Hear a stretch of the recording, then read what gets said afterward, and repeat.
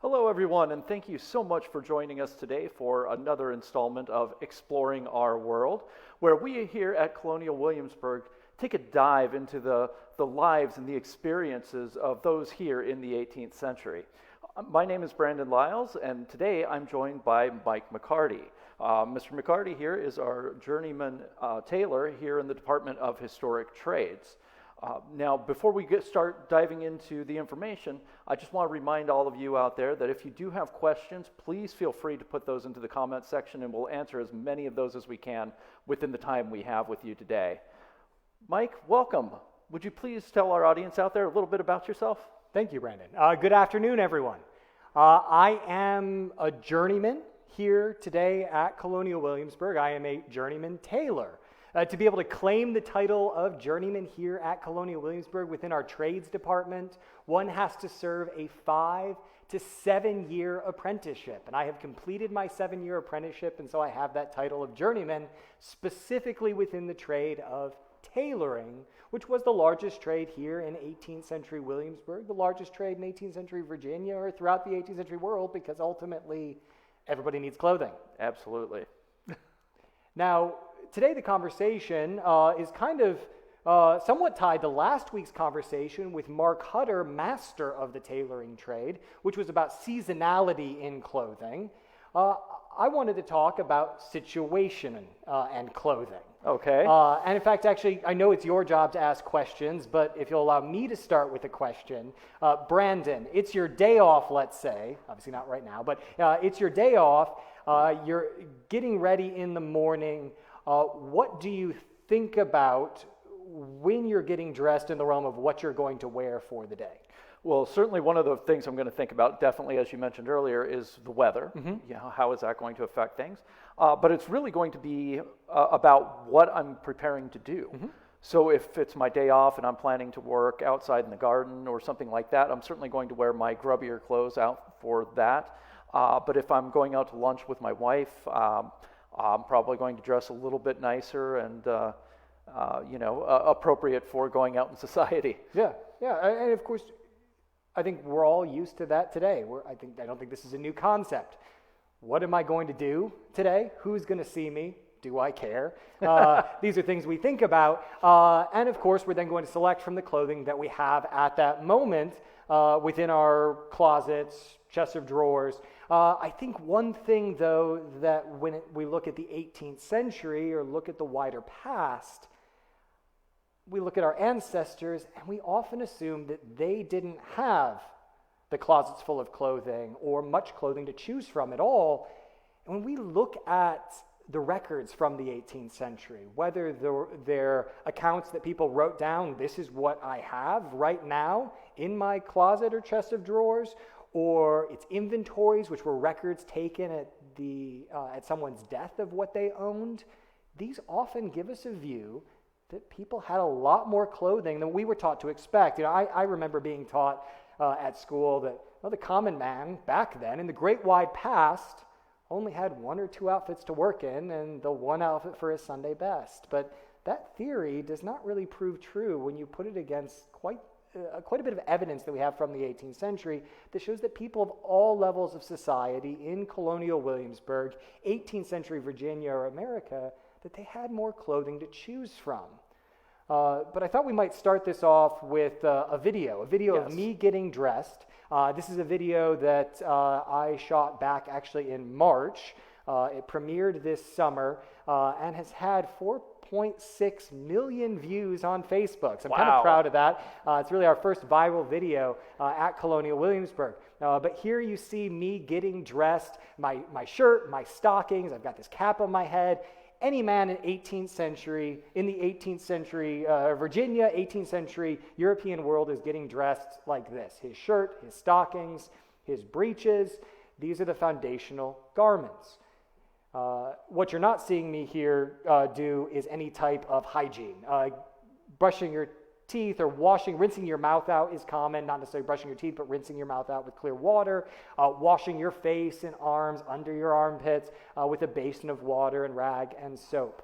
But these are the elements of getting dressed, whether you're the highest level of society or the lowest level of society, whether you're going to go do that grungy work or you're going to go do really fine formal activities. Neckwear is important, though we do know of men not wearing neckwear in the 18th century. Here I am putting my cravat on. I'm using a shirt buckle to keep my cravat in place, but even a plain straight pin could be used. There are different, men are getting dressed like this. They're not all wearing the same material. Mr. Hutter last week talked about different materials for different times of year. Thinner fabrics for the summer, heavier fabrics for the winter. But these same elements of dress, the same garments are being worn depending on the season and depending on the level of formality. My shoe buckles here, shoe buckles can of course be like these, which are a cheap pack tongue, or what we might call nickel or German silver today. But they also could be sterling silver, or they could be brass or cut steel. Different prices for something that ultimately looks fairly similar. Putting on my coat and now my accessories. This is like today leaving the house, putting your wallet, your cell phone, and your keys in your pocket, things that you're always going to take out no matter what you're wearing. Hat on my head, and I am dressed for the day. Now, this outfit that you see me in, which is, pretty similar to what I'm wearing now, as I leave the door here, where am I going? Well, in this case, this is perfectly suitable for me going to my tailor shop to work as a journeyman tailor. But that same outfit also could be worn by a man going to open up his store here in town, maybe as a merchant or even a lawyer. In fact, let's take a look at this image of three men. These are three guys that are dressed in a very similar outfit. These images are all by Paul Samby. We're going to actually look at quite a few Paul Samby images today. But these are all essentially snapshots. He's just taking sketches in a park of three guys dressed as I am. So they've got the breeches, the waistcoat, and the coat. The guy in the center is wearing a fairly similar outfit to what I'm wearing. The only guy here of the three that we know who they are is the man down at the bottom. It's written that he is a reverend. So these are all fairly middle-class guys dressed in what we would consider day wear. Let's look at one more image. This is also a man in day wear, but he's a servant. He's a young black boy. He too is wearing his coat, waistcoat, and breeches. His coat, in this case, is known as a Newmarket coat, which is a blue coat with a red collar. He is dressed much as I'm dressed now. This is fashionable day wear or sporting wear, yet he's just a serving boy. He's out hunting with his master in this case. What determines the cost of clothing is the material that it's made from. Whether you were rich or poor, free or enslaved, young or old, native or newcomer, you were customers of a tailor to have much of your garments made.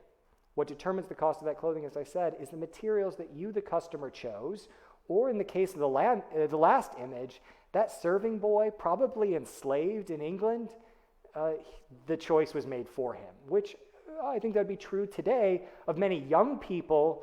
Their parents make the choice of their clothing, perhaps purchase the clothing for them. So, you have a question for me. I do, and for those of you out there watching, please make sure to continue to post your questions in the comments.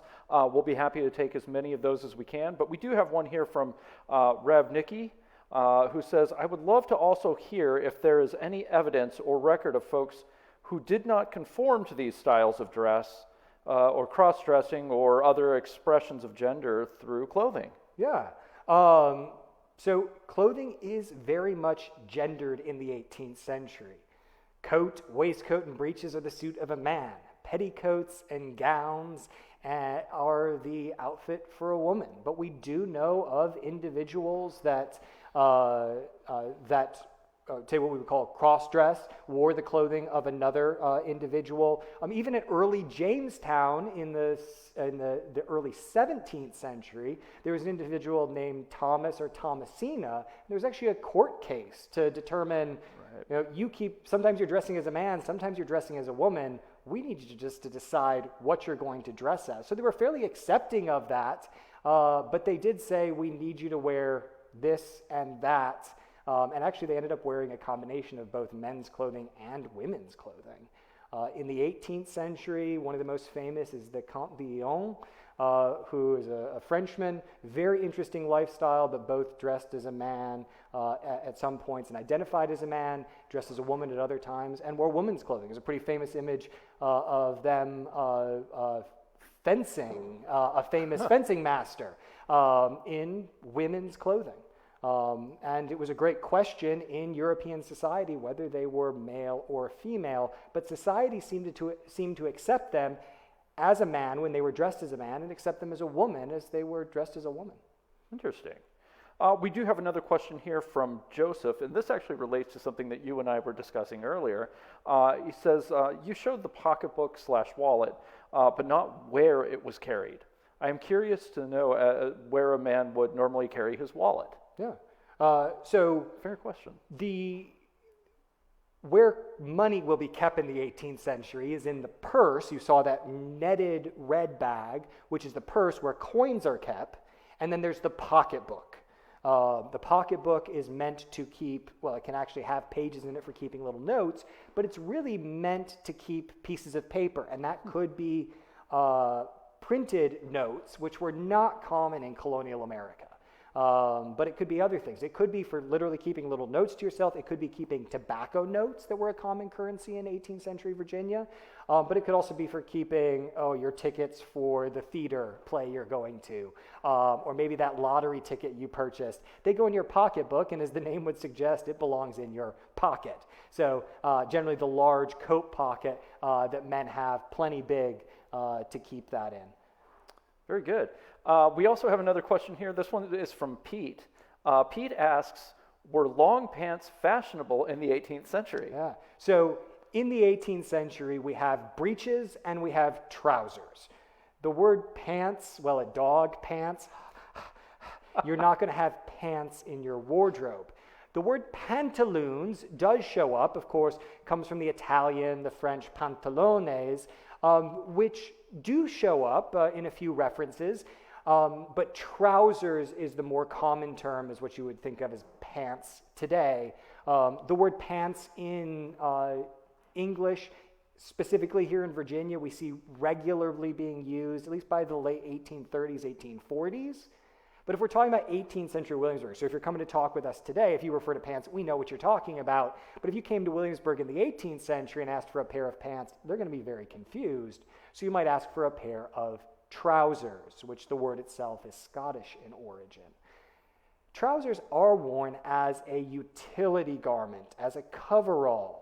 Mr. Hutter might have touched on this last week, that they're often worn in the American South in tropical climates as a warm weather garment as well, but they're really not being worn fashionably at all. They have a long history with sailors going back about, in the 18th century, at least about 250 years prior to the 18th century, we see sailors being associated with trousers.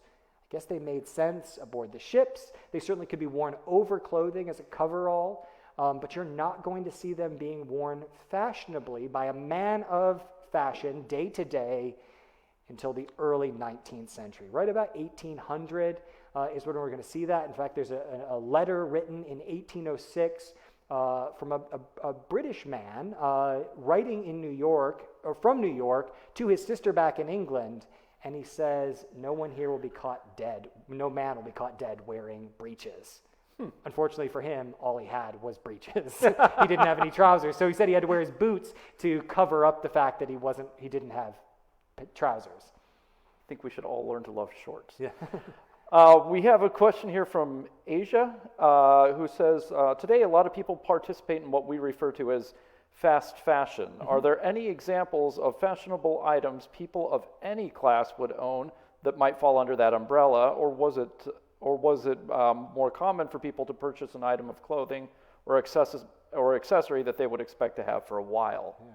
So as I said, the value of clothing was in its materials. That was the greater expense as opposed to the labor of having the clothing made. There was fast fashion in the 18th century.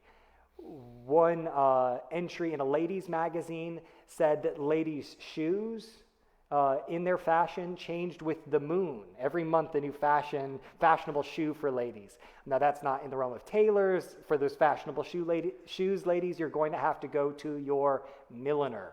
Like Margaret Hunter's milliner shop here in town, or Jane Charlton's shop, or Mary Dickinson's. These shoes were being imported from London manufacturers and were available for you to buy as soon as the new shipment came in. How often are those shipments coming in? Well, we know that there are regular arrival of ships daily into the ports locally, like Norfolk or Yorktown. Ships are arriving in the some 800 to 900 ships per year into just those ports, bringing in fashionable goods. So new fashions were arriving to this city daily. Were those affordable for everyone? Well, obviously it's up to you. If it's fashionable, that generally means that retailers are going to ask us to pay more for it because we're willing to pay more for it. But they realized a long time before the 18th century that it's better to have things available for everyone to buy. Because if it was only the wealthy people that could buy stuff, you don't have as large an industry, you don't have as large a market as you can when you offer to everyone. That makes sense. We have another question here. This one is from Anna, and this may more relate a little bit more to the milliners. But Anna wants to know, she says, I am interested in hearing more about the clothing styles and requirements, how they changed for pregnant women. Were they allowed to relax a little on the rules? Yeah. Well, so in the 18th century, pregnancy is common, and there is not so much a taboo about women appearing. There's really no taboo to women appearing in public while pregnant. Can we throw up the photo of the country girl? This is another Paul Sanby, and this is a young country girl. I think she looks quite attractive. He identifies her as being a country girl rather than being a girl within the city. She looks very well put together, but the garments of clothing that she's wearing right now, her apron, her gown, her petticoats, with pregnancy, those can all be easily let out. So it's not so much the milliners that are going to be dealing with this, but the mantua maker. The mantua maker is the gown maker of the 18th century. The stomacher front of women's gowns could just be extended as the belly grew. Often a mark of pregnancy is that apron that women wore rising up above the belly. And so work has to be done. There's lots of work to do in the 18th century for men and women, and can't just take 9 months off because you're pregnant. So we know of women in the 18th century working all the way up through, or all the way till they give birth to their child and going right back to work afterwards because that income was necessary for the family. We have another question here. This one is from Leslie, who asks, how are the items of clothing cleaned? Yeah, you really can't wear it if you can't wash it. And they're very mindful of cleanliness in the 18th century. As I talked about during the dressing video, generally in the morning, people are washing themselves when they wake up. Now, this is not taking a bath, not submerging yourself in water. And in truth, in the 21st century, I don't take a bath that often. In fact, I don't remember the last time I soaked in a bathtub. But I certainly did shower this morning, and showering is washing oneself, but it's not submerging oneself in water, so you're not technically bathing. The definition of bathing being to submerge oneself in water. In the 18th century, they are washing themselves daily as well, often at least in the morning and before bed. In the evening, in the heat of the summer, you might also wash at midday, but that depends on where you are, what access you have to those things to clean yourself. And so cleaning your clothing is equally important as well. The bodymost garments, the shirt for a man, the shift for the lady, these things are shifted daily, meaning changed regularly. Shirts and shifts are not something you're going to come to a tailor for or to the mantua maker, but you're going to go buy them from the store in the 18th century. Have them been mass-produced, brought over on those ships like we talked about earlier, you just go buy them. And they were made affordably because people needed quite a few of them. We see in some accounts of men maybe only having half a dozen shirts, but that gets them through the week. but it's pretty common to see a guy have at least a dozen shirts, 2 dozen, or in some cases the boys at the college, William and Mary here in town, they're sending their shirts out by the 2 dozen every week to be washed. So they're certainly changing their shirts regularly, and that's important for hygiene. Wow, that's a lot of shirts. Yeah. I also want to take a moment to mention that when it comes to laundry, we are going to be doing a program specifically on that in the very near future. So if that is something that you're interested in, keep watching. We'll get to that program soon. Chris asks, what were some of the major changes in fashion that occurred during the colonial period? Yeah, well, so there's a variety of things driving the change in fashion other than just the fashion industry itself. There's no fashion designers in the 18th century as we think of them today. There are textile designers. There's people that are designing textiles for the textile industry. Those people became pretty famous, but there are not fashion houses like we think of the 19th century or today. Fashion was ever evolving, and the fashion industries were coming up with new things because we as human beings like the latest and greatest and the newest. And so fashions are changing regularly, but I think some of the big changes in fashion are often brought about by new technologies and new discoveries.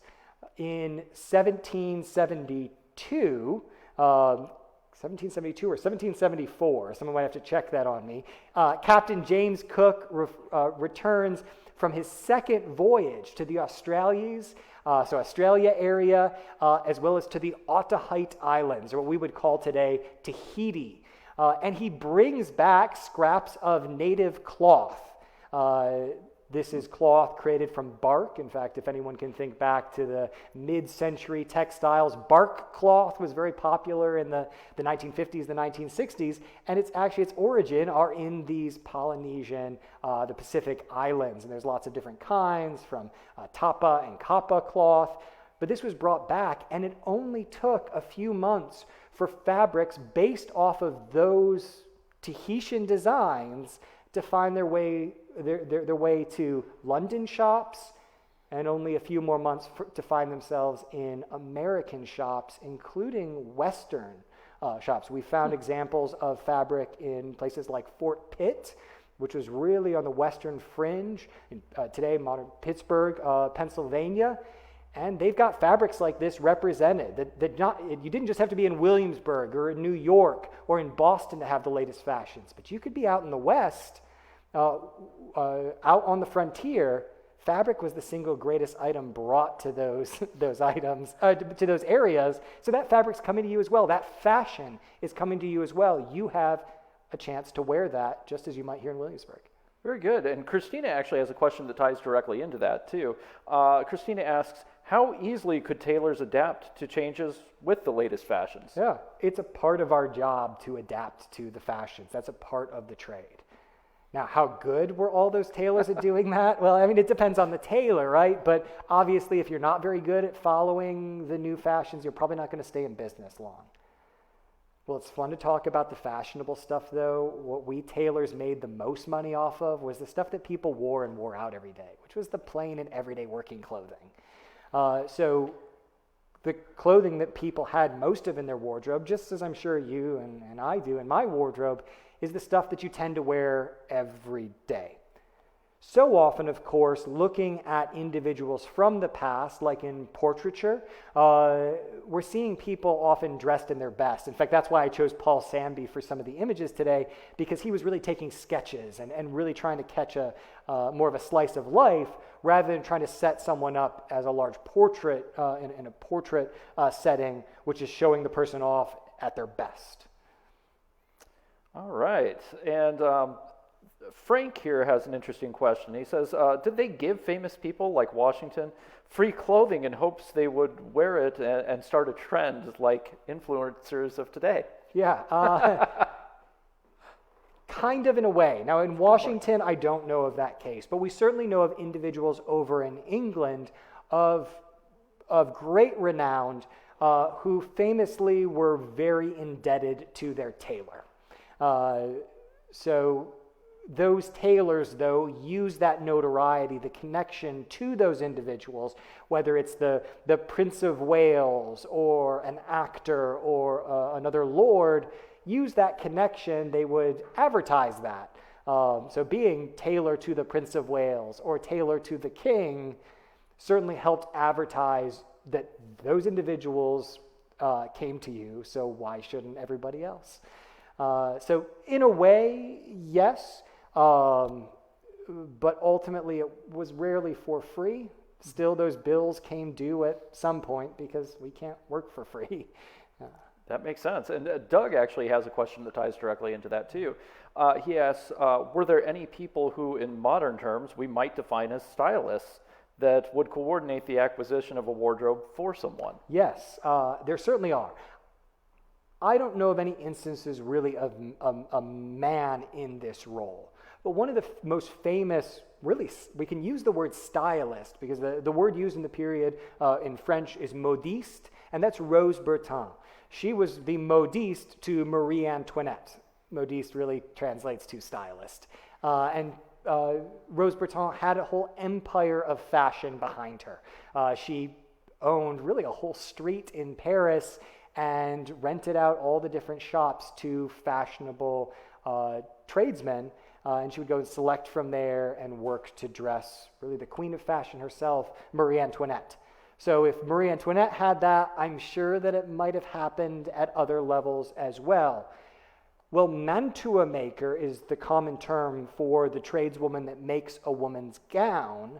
The term dressmaker does show up, but dress in the 18th century referred to the entire ensemble, not just the garment. The garment is a gown. Dress refers to the entire ensemble. So those individuals that advertised as dressmakers perhaps meant that they didn't just make women's gowns, but they were also involved in the other details, the ornaments, the complements, or in the 18th century what are known as the millinery, creating the entire ensemble. In fact, our ladies today here at the Margaret Hunter Milliner Shop are trained to mantua making and to milliners, to millinery, and so they are both. In a way, they are that kind of stylist today within the museum. We have another question here. This one is from Rosemary, who asks, how much influence did country of origin have on the fashions one might wear? Well, everything here in Virginia or colonial America is really said to be in the best of London's fashion. But we know of Scottish merchants importing in goods more likely from Scotland and using, in some cases, Scottish terms that if it was an English merchant, they might use an English term, but here this person has used a Scottish term. But they're still selling essentially the same goods because those goods are coming from England. So the fashions here are really English fashions. But you have your choice in the 18th century. Though ultimately, when we look at fashion, throughout human history, fashion is something that allows us to connect together within a group, but also to set ourselves outside of that group. And in the 18th century, you did have that ability to set yourself outside of the group. But just like today, you can dress however you want. That does not mean people aren't going to talk about you. And in the 18th century, they most certainly did. We even talked about you then. Yeah. All right. Ashley does have a question here. Was it common to repurpose old clothing or reimagine it to something new? Absolutely. So the value of clothing was in its materials.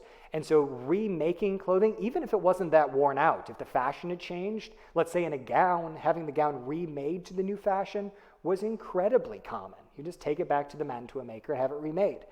The cost of having something remade is significantly lower than going and buying new fabric and then having a new garment made. So having clothing remade was very common. We even know that King George, Queen Charlotte, and all their children regularly had clothing made up. So if the king and his family do that, you better believe that people here in Virginia did as well. Very good. Now, going back to something that you had mentioned earlier, how many options did people have in clothing styles? Yeah. It gets back to that level of formality. Right. How many different styles do you need for the diversity of formality that you're involved with? So if we look at the people here in Virginia that really had the least amount of control over their wardrobe, those people that were enslaved, that worked out in the fields, 1/3 the population of Virginia. Here we see them in the painting of the old plantation. They probably don't have much in the realm of diversity in their clothing. Might only have a suit of clothing for the summer and a suit of clothing for the winter provided for them. Here a later image. These are of enslaved women and a man watching over them here in Virginia. This was done by a man by the name of Latrobe in the 1790s. And here they're wearing clothing that, well, this is probably one of the 2 or 3 outfits they would have gotten in the year, but their main role is working out in the fields.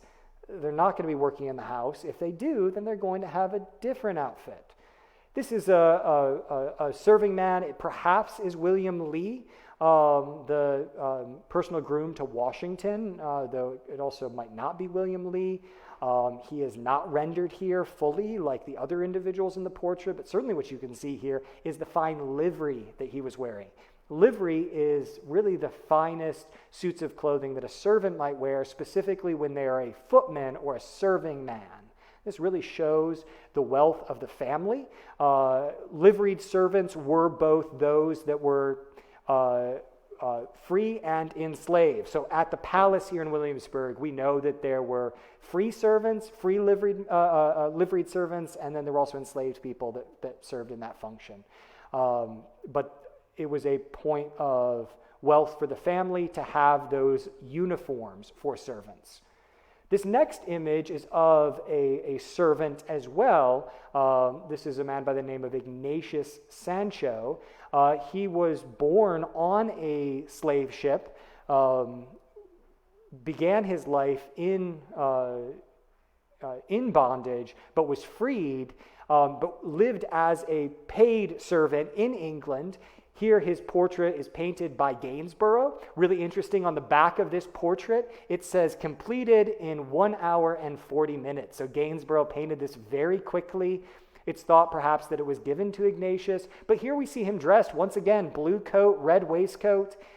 He's being dressed here not in livery, but showing that he actually has a higher status than the liveried servants in the household, which I think is very interesting. But he has choice in what he's wearing. He is a free man, but he is wearing something that's appropriate for a high-status servant in an English household.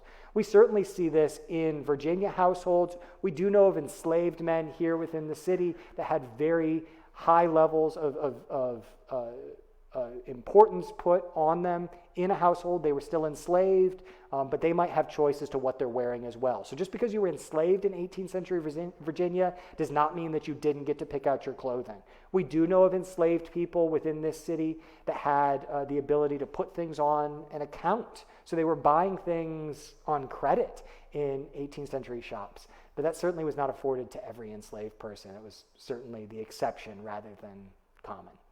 We're nearly out of time, but I really want to get through these, through a couple questions here. Annalise asks, you had mentioned the clothing of people living in places out west, and I was wondering how fashionably they would dress every day. Yeah, well, so people out west are out there to, well, in many cases, clear the land or to trade with native people. So the native trade, whether it's furs, really one of the big things coming out of the west, deerskin coming out of the west, or they're just farming out there. So in most cases, they've got clothing to farm in, right? Most people are farmers here, even around Williamsburg in York County. Majority of the population, 95% of the population of Virginia lived out in the country. So most of their clothing is just common farmer's clothing, like what this gardener is wearing here. But that doesn't mean that they can't have fashionable clothing. As I said, they're going to have access to fashionable fabrics because those are coming through the trade. We tailors are going to be out there in the West as well. And so we're there. If you want it, you can get it. We know of instances where those that traded with the Indians in the West bring those goods east and promptly spend all their money on fashionable items because there's not banks to put your money into, so they might put it into fashion if they wanted to. We have another question here. This one is from Suzanne, who asks, you said you took 7 years to become a journeyman tailor. However, did you learn one-on-one from an actual tailor or at a trade school? Yeah, so the training here today is at Colonial Williamsburg. Our apprenticeship curriculums, of course, the 18th century apprenticeship does not have a curriculum. Ours today is a curriculum that was created, in this case, by Master Hutter, who created it. I am the second to go through the apprenticeship program. Neil Hurst is a journeyman tailor, still works here at Colonial Williamsburg, but is now our associate curator of textiles. But he is still a tailor. He's still a part of our brotherhood. But he learned under Mark Hutter. Colonial Williamsburg really has the amazing ability to foster this training. So whether it's the gunsmiths or the blacksmiths, the milliners, the joiners, the coopers, the weavers, we all have a curriculum that we go through, but of course we're always learning new things. These positions are not just about making stuff, they're really more about learning new things so that we're able to advance the study of our trade as well as to bring the most up-to-date fashion with you, the visitors. You folks out there, you keep coming up with some great questions. I want to bring up one more here. This one is from Frank, who asks, when an enslaved person had children, where did their clothing come from and who paid for it? Yeah, so the clothing of the enslaved falls to the owners of those enslaved people. So we know that children are needing to be provided with clothing just as the adults are. There certainly are accounts of both enslaved children as well as free white children running around in very little clothing out on the plantation. That's probably not going to happen so much here in town, though we do have accounts of within households, enslaved serving boys maybe serving in just a shirt or in just a pair of breeches. And kind of tying into this a little bit, MH asks, was the cost of an indentured servant's clothing covered within the indentured contract? It depends on the contract. So often when an indentureship was created, that contract was created, often over in England, that created what would be provided. In an apprenticeship, which is technically an indentureship, often the clothing was provided for by the master for the apprentice. So that's probably the most common form of indentureship where clothing was provided. In other cases, it depends on the contract. Often, money would be provided up front, and that was expected to be able to use for clothing, for purchasing. We do have instances of there's a man who comes over as an indentured servant, and one of the first things he records in his journal upon arrival is that his master had given him an old suit of clothes. The amazing thing, though, is that this is one of those rare instances where we do have an account of what that man came over from England with, and he came over with what I think we all would consider a lot of clothing. He had half a dozen pair of breeches at least, a couple pairs of trousers, quite a few shirts, quite a few waistcoats and coats, all over in a big chest. Because when you're coming over from England, you're bringing your stuff with you. And that indentureship would help, the money up front from the indentureship would help him buy new things to bring with him, as well as to cover the expense of him coming over. Very good. We are almost out of time, so I just want to ask if you have any final thoughts for those of watching at home. All right. The important thing to remember is that when it comes to the past, they're not too dissimilar from us today. There's certainly things that were very, very different, but there are also things that were, well, very similar to how we think today. We are human, they were human. People in the 18th century wanted to set themselves apart, though lots of people wanted to fall into the group and dress like everyone else. You can find these examples in the 18th century.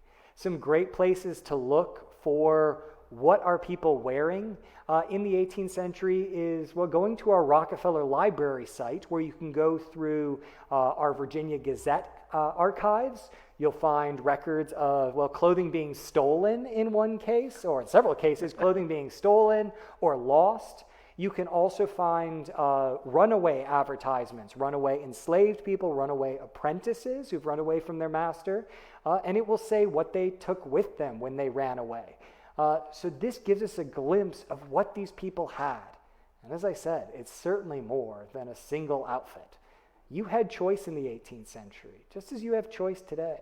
In fact, in some ways, you might have had more choice. Today, you go to a mall and you see all the clothing in all those stores, but if they don't have what you want, you're out of luck. 18th century Williamsburg was full of lots of different places to shop for fabric. You could then purchase that, take it to one of the tailors and the mantua makers, and have whatever you want made up.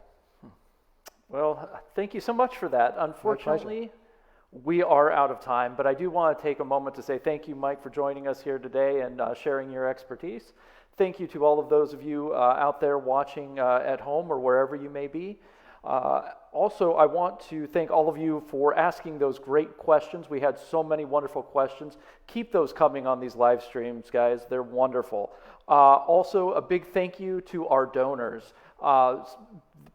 It's through these donors that we're able to do programs like this, as well as a lot of the other programs here at Colonial Williamsburg.